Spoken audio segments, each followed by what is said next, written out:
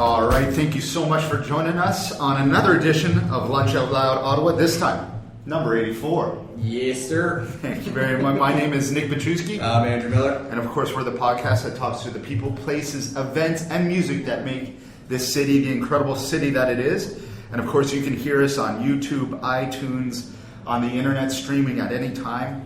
And of course, halfway through the show, we get Jen from Foodie Prince to talk to us about the food industry in Ottawa. So today she's going to be talking about Clover Food and Drink on Bank Street, which I've been in. It's an excellent place. So before we get to our very special guest, Rob Reed from House of Paint, why don't we check this in? I see no changes.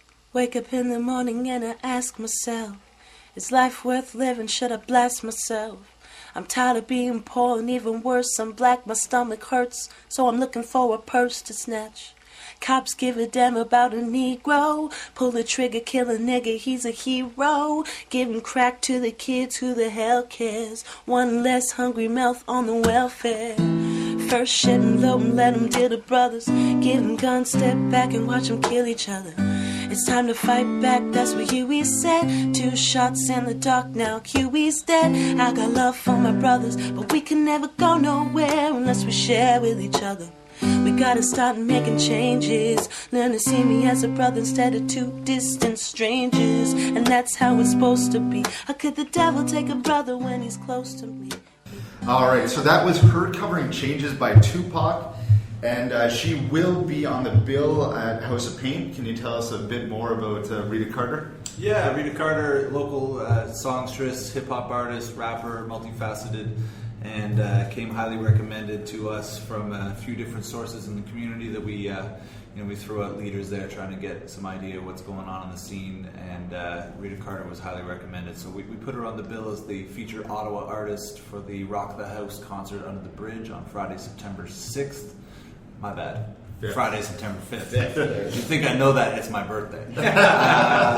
Anyways, yeah, so we're throwing it down with her. We wanted to make sure we featured an artist from every one of the 3 major Eastern Canadian cities. So Ottawa, Toronto, Montreal, all represented. And of course, we've got headliners Jean Grey, Master Ace and the crew EMC, and Doppelgang is on that bill with Rich Kid from Toronto and Monk E from Montreal, in addition to Miss Rita Carter. Yeah. So we'll talk about that in a bit. We'll go through every day because there is a lot of stuff going on. Well, you said Rita Carter, Nick, had jumped on stage with somebody else. She was on with Black Denim, and so that YouTube video is pretty sweet.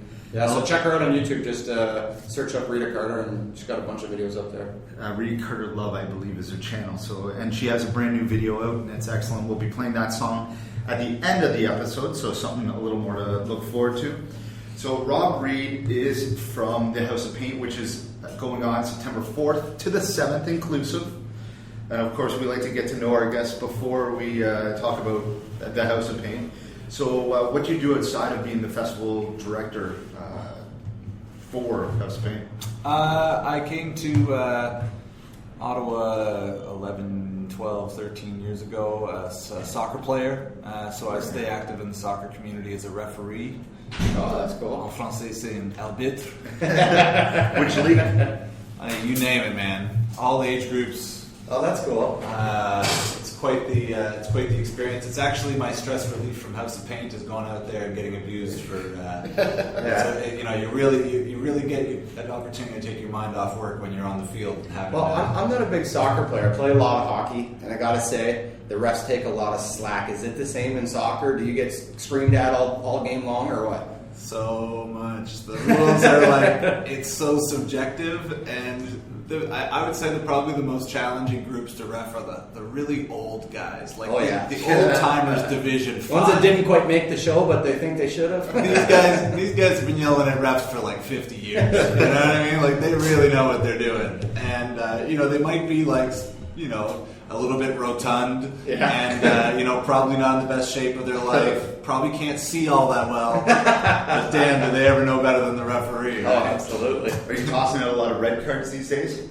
I've had to go to the back pocket a few times. Yeah. Right on. It's fun, you know. I get to do all age groups, and it's good for exercise. What do you think is the most fun league? Like, if you're going to play in a league right now, where would you sign up? You know what? I really like this guy who's running this. I work for him, so I'm giving it to my man Joel from Ottawa Rec Soccer, Rec Sports League. Okay. He's just, you know, he's a hands-on administrator, and it's a fun league, co-ed, 7-a-side. You know, he runs his leagues year-round, and Where are those games played? he's got one of the best referees in the city on the roster. Yeah, Where are those games played? All over the place, Louis Riel Dome, Okay. out in some other things, and some of the outdoor fields and stuff, mostly in the East End. Can you sign up as an individual? Yeah, you can. Yeah. All right. Yeah. Are Get full stuck- registrations get stuck on on that? the team. Yeah, they are. Yeah. How do you feel about Ottawa's getting a soccer team? The MLS pub? Yeah. I went and saw a game. How was it? It was okay. It wasn't like I was a little bit disappointed with the Fury's front line's ability to finish. I'll tell you that. Yeah. Much. It's like, come on, guys. So we got a couple of years to build a squad there, or what? I don't know, but you know, what I was impressed with the game. The referee. Yeah. You weren't reffing, were you? No. But now that I'm a referee, you give a whole other level of respect to refs. Yeah. You're cheering on the refs. I like it. Yeah. I like it. So It was a female referee. That's why I thought it was dope. Oh, so I I see. think they were playing against Fort Lauderdale or something else. And a couple Sundays ago. yeah, at the end of the day, like the ref has got to be one of the most fit players on the field. Well, that's a lot of running, having to run with the ball, and the ball moves a lot faster than most of the players. So the ref ends up doing the most work on the field. She did an incredible job. So Right. That is great. That is great to hear. So you are a ref on the side, and you're working this. And what kind of restaurants? Which end of town do you like living in? Or I live in with? Sandy Hill. Yeah. I've been a Sandy Hill resident for 11 years. Okay. I keep getting older, and everybody else stays the same. It's a fun place to live. It's right about that time where they're starting to move in. Oh yeah, my whole neighborhood's gonna be Yeah.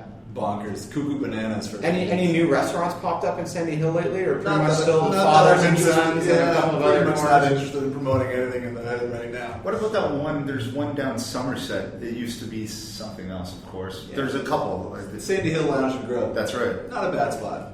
Yeah. Not a bad spot. What other spots do you like to frequent then? Bars, I'm a restaurants, big fan of clubs, Union bars? 613. Yeah. Ivan and the crew have created something unique, and the great menu. So when I bring people to check out a place from when they're here from out of town, I always try to make sure that they get a seat at the table at the Union 613. Or get downstairs to the. Don't tell anybody about that. Okay. Secret spots. We won't do that. All right. The secret's been out for a while. Have you been there yet? 613? Oh, yeah. No, the basement. Yeah. Okay. We won't say what's in the basement, but we'll just do that. All right, so I guess the reason why we're here is to talk about House of Paint, because it's an incredible festival. We want it to be absolutely packed this year. We want everybody out there.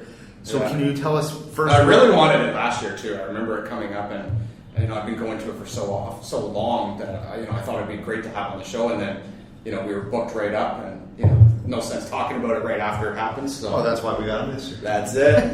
It's always next year too, friends. That's it. There we go. So can you tell us a bit about House of Paint and why it started? Yeah, House of Paint is Ottawa's Hip Hop and Urban Arts Festival. It was founded in 2003 when the graffiti wall underneath Bronson Avenue at Brewer Park, beside Carleton University there, beside the Rita River, when it was legalized as a graph wall, they threw 4 disciplines of hip hop jam to celebrate that. And year over year, it's grown for 11 years. So this year, the program's really expanded into a incredibly diverse, multidisciplinary, urban and hip-hop program across all the different artistic disciplines. Across Canada, how would you say this one's viewed? I know that House of Paint, especially in the dance community, is really highly regarded as one of the most quality jams, and also in the graffiti arts community, like Across Canada? Oh yeah, absolutely. People want to travel. I mean, this year House of Paint's going to have graph crews from Brazil. Last year we had an artist from Czech Republic. People travel from far and wide to perform and participate in our jam. Last year we won an award, the Gadfly Award for Best Urban Dance Production. Where are those awards out of? Out of Toronto, and so Ottawa came up on top over, a pretty prestigious list of artistic presenters and dance presenters. Is there? I know that Montreal has an event similar, Under Pressure. Do they have dance crews as well at that event, though? Yeah, Under Pressure has, it features the 4 disciplines of hip hop. Okay, yeah, that's what I thought. It's one of the oldest jams in the country. I think going on almost 20 years at this point. Interesting note on their festival, the founder Sterling Downey last year elected to municipal council in Montreal. Oh wow! So an interesting, to go from being a graph artist and a festival organizer. Graph artists are people too. Yeah, and can make good city councilors. Which district of Montreal? I don't know what borough he's in. I don't remember exactly. Mile End? Montreal has got its own thing. I think it is Mile End, yeah. That would fit for Mile End. Yeah. Right on. That's how many illegal graffiti walls are there now in Ottawa? 2. There's 2, so the it's Tech expanded Wall, to 2. Tech Wall, which is on Slater Street. You see it on the transitway when you're rolling by. And they're down to 1 wall, right? Tech 2 doesn't exist anymore. The upper level, I believe that they've stopped doing that. I know they used to do it way back when, but I think it's more gardening space now. Yeah, that's right. Yeah. I don't know if they're. It isn't really Maybe they visible let them. anyway, Yeah. So, the majority of the work happens down there on the Slater side. With the recent news in the metro, I guess under the underpass at Metcalfe, I guess Mopes and everyone was doing a big mural there, and Jim Watson was out there. Yeah. Do you think that can help drive us? Because driving around Ottawa, we have so much construction and no graffiti on any of these walls. I know I tried to start something with Sparks, but that fell through with them. I don't know how that did. That should have went on. Yeah, that's what happened. Yeah, I don't know. Tell us what happened. And I think we have such a great community here to put such great art on all these walls, put people's Instagram accounts, or these Ottawa people's Instagram accounts at the bottom, and have tourists take so many photos of this and possibly sell works of art from people from Ottawa across. Do you think we can start doing this a little more? Yeah, I mean, I think, wearing my hat at House of Paint, one of the priorities for us, I think, is to trying to create a more sustainable cultural economy for artists to live and work in Ottawa. So this is a challenge as far as being able to develop an economic rationale for people who are talented to stay. Because they can just leave to Montreal or Toronto, Toronto's popping off right now. You go there and A, there's a lot of activity, B, there's a lot of money, and C, people are consuming artistic products there, vehemently. And how do we translate that into something that works in Ottawa? And it takes a really widespread community effort push. There's not any one project that's going to make the difference. There's got to be a mindset and a commitment, from local business leaders to municipal elected officials and the bureaucracy itself in the city of Ottawa. Indications of whether or not there's an opportunity for some positive changes in the city are, it's a big question mark. Some of the priorities for projects that came out of the last elected official group, with Lansdowne, we've leased our lives to a football stadium for a long time. So how much room is there to work for the municipality to be able to create other spaces? Now, I've heard rumors that there's up to 16 different performance spaces at Lansdowne for presentations of music and so forth. But 16. Wow. Yeah, but the other thing I've heard is that those performance spaces, none of them are smaller than 1,000 people. So, how does that translate into something where it's an opportunity for local, emerging artists and semi-professional and professional And they didn't come to you for any of the planning? They didn't come to any of the House of Paint? We weren't involved in any of the consultations. No one that I know in the scene was consulted in the development of Lansdowne. I'm sure that some of the major festival presenting leaders, Mark Monahan from Blues Fest, were invited to the table. But how does that translate into dollars that stay here in our community? Oh, it doesn't. And so one of the things, I grew up in Moncton, New Brunswick. Yeah. Moncton, about 8-10 years ago, started using this. In the early 80s, Pope John Paul II visited Moncton, so they leveled half of a mountain They just took down all the trees to create a space that was big enough for the Pope to visit. And then it just sat dormant for like 20 years or 25 years or something. And then they decided, you know what, we're going to develop this site, we're going to bring in the Rolling Stones.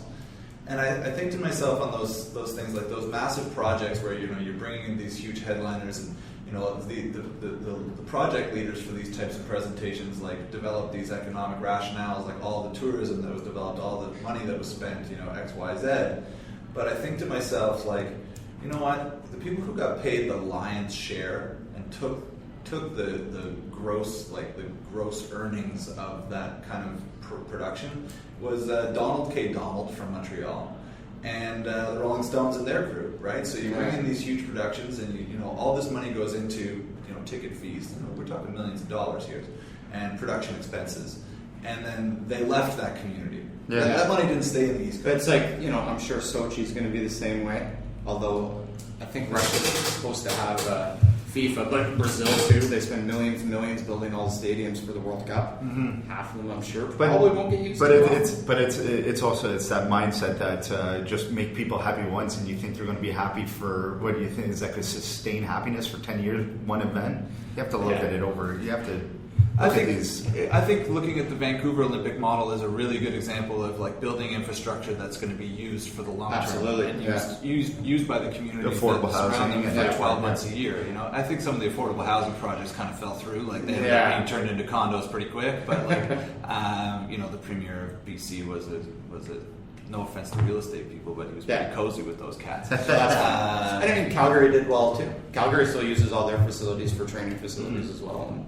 I think that developing a plan around 12 months a year of work that happens that stimulates the local economy, instead of, you know, visioning things for, you know, building entire sites to support one event that happens once a year, is not as a fully thought out kind of rationale. And you know, it'd be great to, you know, as the community continues to evolve in Ottawa, to develop more of a lobbying arm to the local, you know, cultural economy to be able to make a case, and that involves being organized and getting some numbers together around an economic rationale as to why this makes sense. Once you put together an economic rationale as to, like, we need spaces to be able to present work that fit these needs. Yeah. We're struggling right now. And the need is there. I mean, House of Paint has grown drastically over the last 10 years, correct? I mean, do you have any figures? Do you know what, you know, Slate of 10, I know there's no counters at the door or anything, but we had about 6,000 people last year. Well, there you go. Over the compared weekend. To maybe the first year, probably, you know, 150, 250. So. And the attendance has grown every single year. But, you know, like, everything from getting a sound permit that allows us to go to midnight, like, you know, we've struck so many challenges dealing with the city of Ottawa this year, like, that have made our ability to execute an event that happens every year so difficult. And it's because, you know, at the end of the day, we're not a priority. So there's like no residences around there. I don't know why the sound thing would have been a huge issue. It was a big issue in 2012. And that was because we had the stage on the Carleton side of the bridge pointed towards Ottawa South. Okay. When we turned the stage around in 2013, like we did last year, and had the sound amplified towards the Carleton University campus, towards the Hogsback Park that's on the other side, there's nobody living in those areas. Yeah. So our This is on Friday night or Saturday night? Friday and Saturday night, yeah. The noise complaints went down in 2013 to 0, whereas there were like a dozen. So why was it so much harder to get the noise permit this year? Well, it was we were pushing for an opportunity to be able to have the noise for an extra hour to midnight, and it was just, you know, it was the complication between which ward was responsible for it. We got a letter saying that our application for an extended permit was approved, but it turns out that Bronson Avenue actually borders 2 different municipal wards. One of the municipal councillors wasn't consulted, ended up striking it down. You know, we've had to like change it. More importantly, like issues around this Brewer Pond reclamation project. So just a little bit downstream from the bridge where we do our event is a, you know, a public park / beach from the 50s gone wrong. They essentially like infilled all of kind of this part of the river and turned it into a beach / pond that ended up just getting silted in and turned into a swamp over 25 years. So that they're doing this huge pond reclamation project to like send the river back to its original state. That construction project didn't allow us to have our most important meeting with all the city stakeholders until just last Thursday. Wow. Now, our festival has been known to be coming up for quite some time, but we couldn't get even a seat at the table with the city until they figured out the construction project, left us in limbo. And I really respect some of the people who are working within the bureaucracy at the city to help events from the special event services department. They're working hard and they've got a lot of things going on, but one arm's not talking to the other. And the challenges that it faces, the implications on small, growing not-for-profit organizations like ours with almost no resources, to be having to deal with frustrations from administrative officials, it's really not tight. And we get a moderate contribution from the city every year in terms of supporting our festival program, but 10% of what they give us goes back into paying for permits, to be able to do our. Does that dollar amount of contribution increase as the size of the event increases and you need more money? That contribution amount is topped off. That program doesn't allow us to be able to reach more money than what we. I know in Quebec, I'm just going to use the example of Rockfest. As they've gotten bigger and bigger and bigger, I know that they show a certain amount of people that have been coming, and because the amount of people is increasing, then their dollar amount that they're getting from Quebec tourism or whatever it is, their amount increases. You would think it should be similar for something like this, right? I mean, I know it's not the same scale, but we receive. I mean, every different province is different, and every municipality is different. And then you've got your national funders, which is the only one that kind of levels the playing field across the country. We receive funding from the federal government in terms of the Department of Canadian Heritage, the Canada Council for the Arts. Have you noticed differences with them now that they have a lot of members from the NCC there? No. The heritage projects are those programs are ones that are they're 5-year projects, so nothing's changing there. Okay. We're just happy to be part of. They're our largest funding contributor by a long shot. The Ontario Arts Council is our second largest funding contributor, and that's because of the diversity of programming we do. We receive funding from the OAC from its dance section, its music section, and its multi-art section. So that's great. We have to submit 3 different grant applications to OAC every year in the project categories. But we've always been successful because, at the end of the day, our artistic program has got a really strong rationale and a high artistic quality. Good. But so we're going to just take a quick break, and then we'll get into every single day of the House of Paint Festival. We're going to listen to one more track from Rita Carter. This is Taking 'Em Back, and then we'll hear Jen from Foodie Prints talk about Clover on Bank. We'll be right back.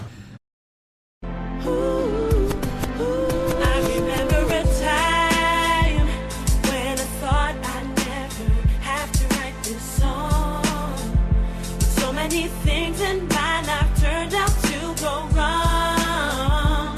If you ever feel like you can't breathe, let me hear you say yeah, yeah, yeah, yeah,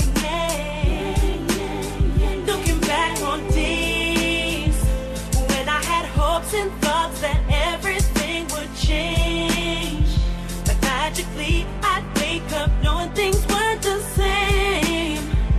If you ever feel like no one hears, let me hear you say yeah, yeah, yeah, yeah, yeah.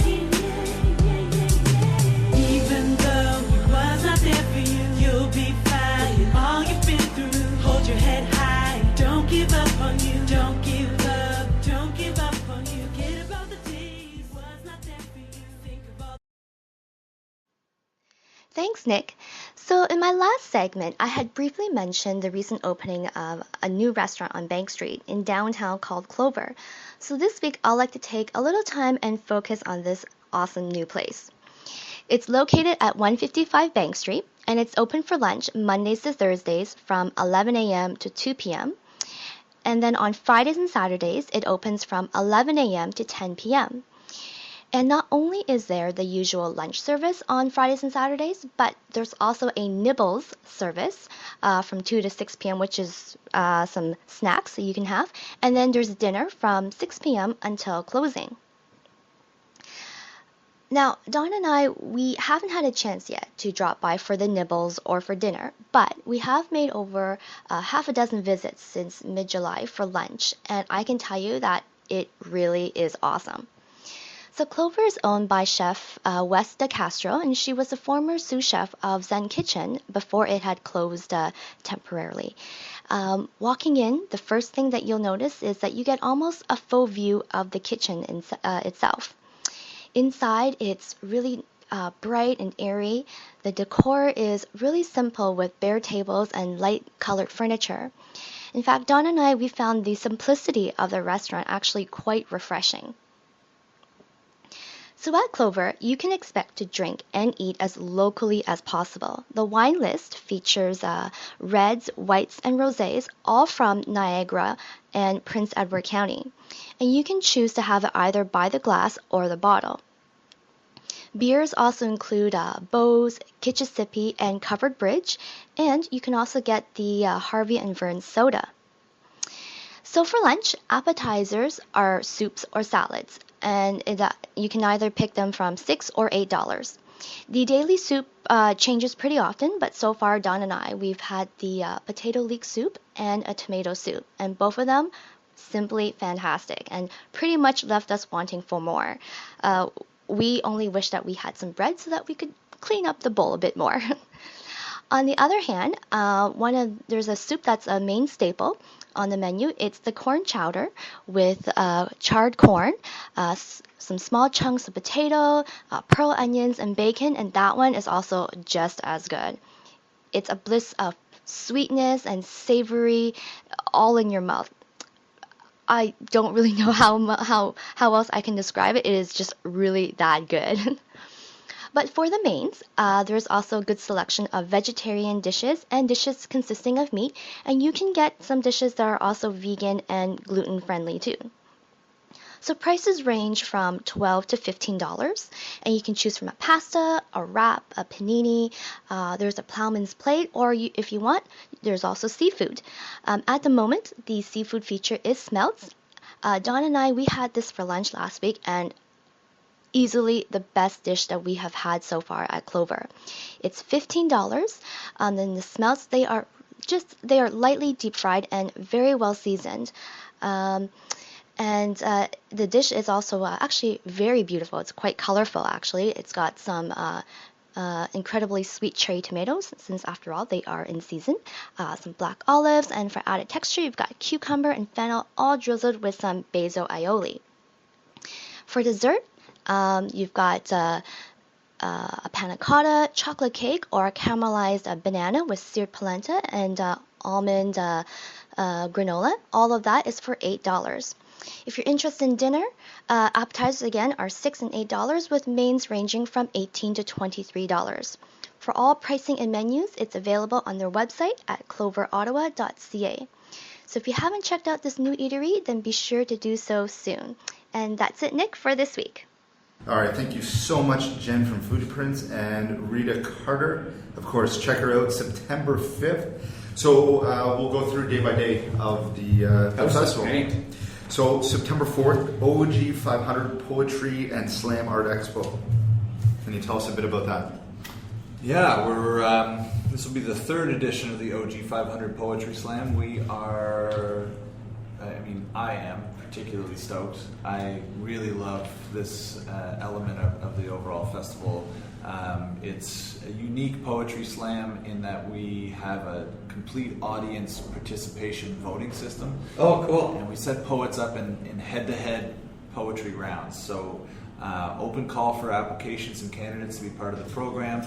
Our poetry director, Jamal Rogers, he has curated 12 final poets who will be battling it out for a $500 prize.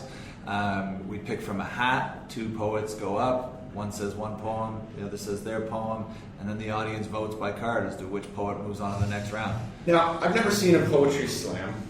I'm picturing a head-to-head, like, MC battle. How is it different from that? Well, I mean, obviously, there's no music, I gather. There's no music. There's rules around a poetry slam, like there's no musical accompaniment. There's no You're not doing any gags. You're not having any props. Okay. But slam poetry and spoken word poetry as a whole is a very super interesting, cerebral, contemporary performance art in my mind. Yeah. And so at the end of the day, it's emotionally engaging, it's intellectually engaging, and because the audience is participating as judges, they're invested in paying attention to the production and paying attention to the performances. So most of the poets have their poems ready to go. They're preset. Okay. Yeah. But whether or not there's strategy involved, right? You don't know what poet you're going up against until the names are picked from the hat, and then you might have to decide, oh, wait a second, do you go with your bet? I'm going up against Hyphedelic here. This cat won the poetry slam last year. So you better pull out I'm gonna have to maybe pull out my best poem right now. Okay. But maybe that poet was holding that poem for the finals, because you got to have your best material at the end. At the end of the day, last year to win the poetry slam, the winning poet had to drop 4 poems, because you go from 12 to 6, 6 to 3 between the first 2 rounds, and then the last round is 3 poets. We bring in a panel of celebrity judges who judge the very final round, so that the most popular poet doesn't win because they had most friends in the audience, for example. And then, because the judges were split, we had to actually have a playoff with the last 2 poets. Oh, cool. So those poets had to have 4 poems prepared. So how long are the poems in general? 3 minutes. 3 minutes, that's the cap? Yep. So this event, it takes place at Mayfair Theatre, and it runs from what time till? Doors open at 7:30 showtime. We've got The Recipe, which is literally like a poetry supergroup. It features 2 of the world slam poetry champions, both originated from Ottawa. Ian Ketaku, and actually the 2014 World Slam Poetry Champion from July, Ikenna Onyegbala, Open Secret. Those are one half of the Recipe supergroup. The other one is Brandon Wint, who's a Canadian national champion, and also Poetic Speed. Cool. This is going to be amazing. What time? How much is this? This is $10 in advance, $15 at the door, and it's free for Carleton University students. We're partnering with the Carleton University Graduate Students Association as a co-presenter, and they've helped to subsidize the cost of the rental. And will there be beer there? Would Broadhead be sponsored? No alcohol. This is a dry event. Dry event. Yeah. Okay. So that brings us to Paint Day 2, which is not a dry event. Woo! I hear Broadhead is the sponsor. Yeah, we worked with the cats at Broadhead last year. Jamie White and his crew out there are making an incredible beer. B, they're really great people, and they come to us as friends of the graffiti community in Ottawa. So they were one of the very few sponsors we've had last year who put cash on the table. It was we support this paint. We want to help make this happen, and we're really stoked to have them back again this year. And so what goes on September 5th? Doors open at 6 under the bridge, under Bronson Avenue, and one of the a pretty dope hip hop concert lineup top to bottom. Rita Carter, who's the guest feature here on the show, is kicking things off probably around 7 o'clock, followed by Monk E from Montreal. This guy is not only is he an incredible rapper, but he's also one of the most talented graph and visual artists in the country. Sweet. So his crew is going to be on one of our main walls on Saturday. So he's performing as a rapper on Friday. He's got his crew of graph artists from Montreal on the wall on Saturday. After Monkey, we've got a cat from Toronto named Rich Kid. This guy's been getting a lot of attention and a lot of professional development for some of the biggest names in hip hop today. So some interesting things that are going to be probably seen and heard in that performance. Sweet. After that, we've got our American contingent. We've got Doppelgangers out of New York, Brooklyn. We've got Jean Grey, which is a stalwart, old school female leader of hip hop, and the last artist on the bill, Master Ace's EMC crew. So, wow! And you're also going to have, for the first time, a popping battle. Thanks for reminding me. What's a popping street battle? Popping is a form of street dance. Unlike breakdancing, b-boy, b-girling, it's more of a stand-up style. Kind of got an aggressive posturing to it. It's super interesting to watch, and we're stoked to be expanding the dance program as a whole, so that we're really interjecting both days of program under the bridge with dance elements. We're enhancing the production value of our Seeds tent, which was like the children's youth workshop tent the last number of years. It's going to be bigger than ever. It was overflowing with kids last year. So They love it, eh? Really? Yeah, breakdance workshops for kids on Saturday. It goes And on. seeing little kids, enjoying that's that free, yeah. graffiti stuff Yeah. and the breakdancing, I'm telling you, seeing little kids, doing a little 6-step. I couldn't go anywhere. Maddie near gonna be kids there? last year. Maddie's gonna be there? I don't know. We'll see how No, not this year, but like in a Yeah. few Oh, yeah, years. she will be for sure. Okay. Yeah. The Ottawa Food Truck Rally, how many food trucks are you going to have out there? The plan is to have 6 Okay. each day, and still working with Sharif from the Ottawa Food Truck Rally to lock in. You listen to me, Sharif. Give me that. I'll talk to Give me him. that list. Give me that list of food trucks. I'll talk to him right after. Right on. this. Take my call, Sharif. So day 3 Saturday, that's always the main event. You want to tell us a little bit what happens on that? Saturday main event is going to be the best one we've ever had. We've got, for the battle, the B-Boy, B-Girl battle, we've got 8 crews coming from around Canada that were handpicked by our dance director. There's also still open registrations for more crews, so if anybody from Ottawa wants to come in and compete, or there are going to be some more crews from Montreal, Toronto coming in to compete. But we've got an incredible quality of dance crews this year. So How's the level of breaking in Ottawa going these days? there's a couple crews that are long-standing. Yeah.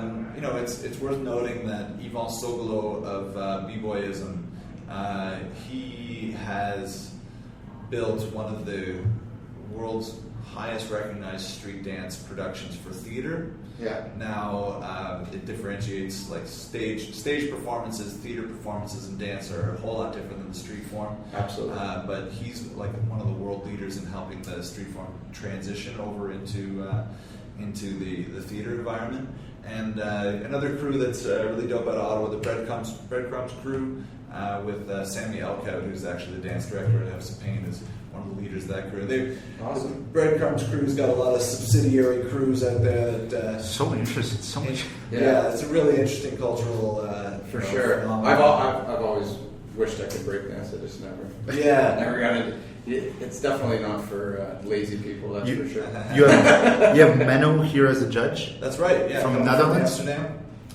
We've always had one of our feature kind of dance guests, usually from the United States.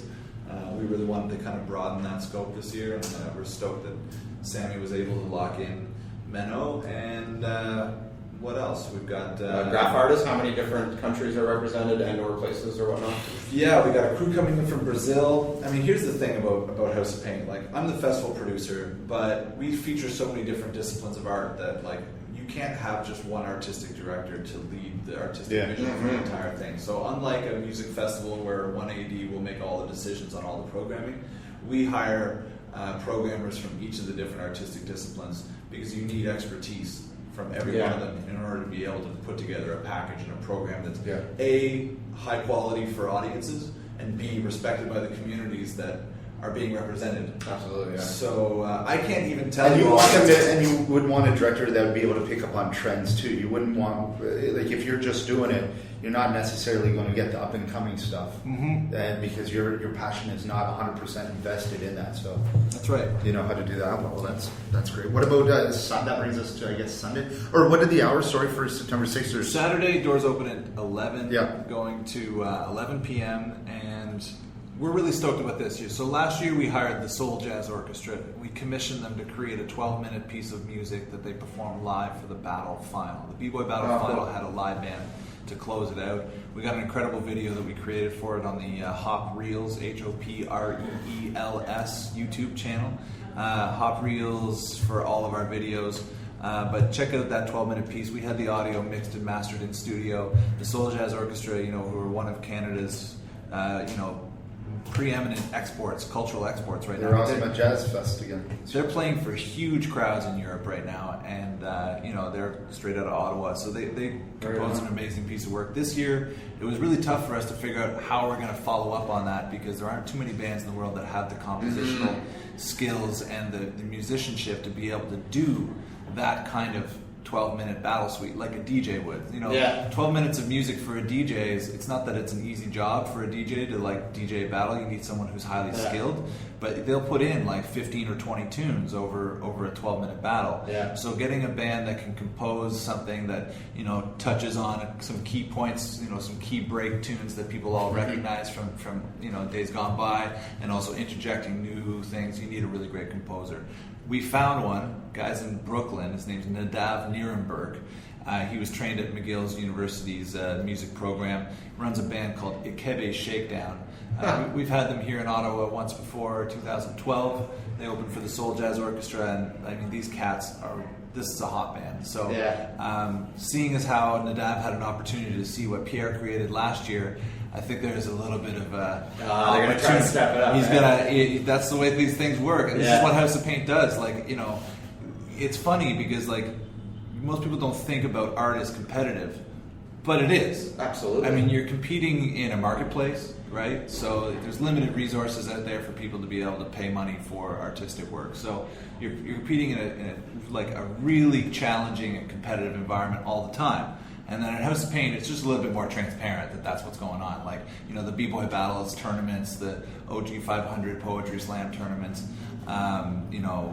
opportunities. This is the Hip Hop Olympics. It almost is, yeah. Such top quality that you're going to see there. And I guess we'll finish up quickly on the Sunday. We're running out of time here? Yep. Sunday is our Knowledge Conference. It's an opportunity for professional development and for academics in culture and in hip-hop to get together, discuss pressing issues, discuss issues facing artists around all kinds of professional areas, whether or not it's artistic management. Is that under the bridge again? No, that's going to be at the Arts Court Theater. Arts Court. Yeah, and all day on Sunday, starting around 11 a.m. Jean Grey is going to be giving the keynote speech to, kind of kick off the program. Talking about what she's been through and how she can offer advice to other people on this, and there's a lot of young up-and-comers. Quickly, so what else is the future of House of Paint? Where else can people see kind of events that you're putting on through? I would say, stay tuned on our Facebook page. House of Paint Urban Art Fest is where you can find us on Facebook, and houseofpaint.ca gets you links to all of our social media. It's where the news gets dropped first. Right on. Sweet. Perfect. Awesome. Thanks a lot, Rob. Thanks so much, Rob. And another track from Rita here? We're definitely going to be there. Other events this weekend. Have a great long weekend. That's what I gotta say. There are great acts across. Ritual is going to be back. Yeah. Everywhere else. You got anything else? Everywhere. No, not really. Right on. So we'll play one more track from Rita Carter, Kiss to All the Daddies. This is the one that's on our video. And we will see you all next week. Have a great week, everyone. Thank you again, Rob. Awesome interview. Thanks for having me. Talk to you soon. Peace.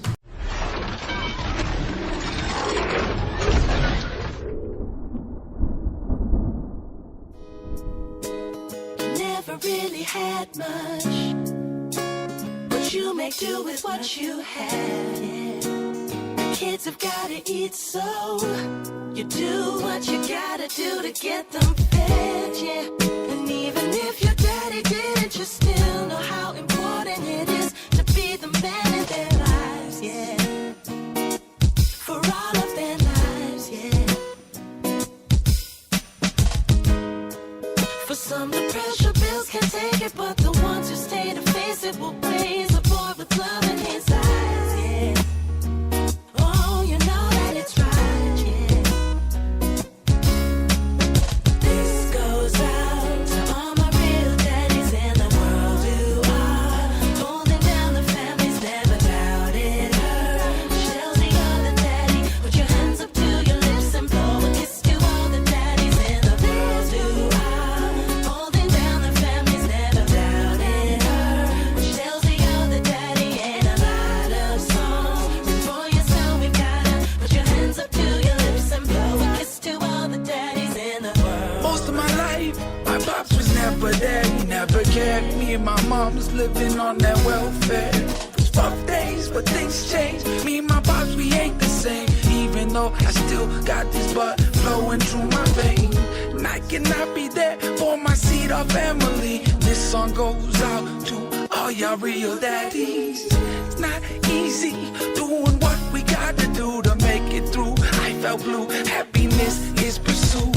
Pray, oh Father God, to try if he's got to die. Pray up to the sky, I still have my Father's eye. If I lost my mind, how would that cannot even bother? Cause every man can have a kid, but not every man can be a father. This goes out to all my real daddies in the world who are holding down the families, never doubted her. Tell the other daddy, put your hands up to your lips and blow a kiss to all the daddies in the world who are holding down the families, never doubted her. Tell the other daddy in a line of songs. For yourself, we've gotta put your hands up to your lips and blow a kiss to all the daddies in the world. I gotta say though, it's great to see you playful. You used to crawl everywhere, now you can reach the table. My love for you will always remain faithful. And tell your mother I love her, we made ourselves an angel. Mess with my daughter and you know I'll kill gladly. You only feel that ish though, if you a real daddy. I could be broke,